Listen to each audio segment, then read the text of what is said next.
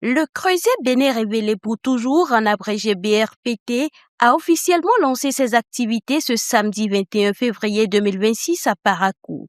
C'est une initiative citoyenne portée par des acteurs engagés en faveur de la consolidation des acquis du Bénin au cours de la décennie 2016-2026. Son objectif est clair, pérenniser l'héritage de Patrice Talon en portant la candidature du ministre d'État Romuald Wadaï.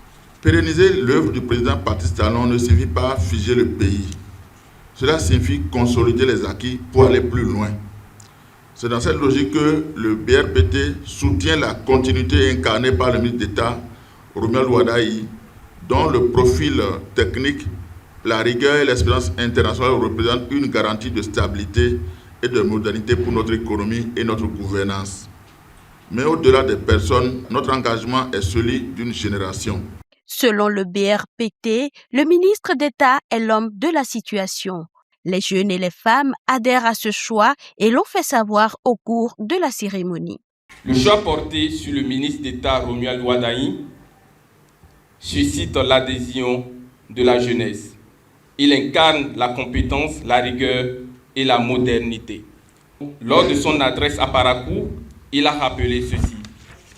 La jeunesse doit être préparée non seulement à hériter du pays, mais surtout à le construire dès maintenant. Devant vous tous, nous annonçons officiellement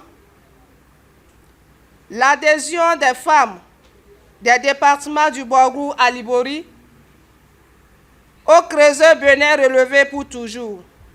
Après Parakou, le BRPT entame une tournée nationale, une caravane de sensibilisation qui compte bien transformer l'essai de cette mobilisation populaire en un plébiscite dans les urnes le 12 avril prochain, afin que le Bénin révélé le reste selon leurs mots pour toujours. Nous serons présents dans les 12 départements et les 77 communes de notre pays.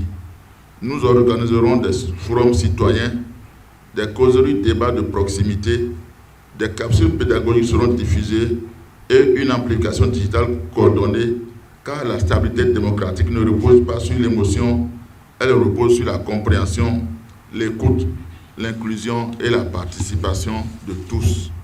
La cérémonie a enregistré la présence de plusieurs personnalités politiques, administratives et traditionnelles, dont le roi de la cité des Kobourou. Cette mobilisation marque ainsi un tournant décisif dans la pré-campagne pour la présidentielle du 12 avril prochain.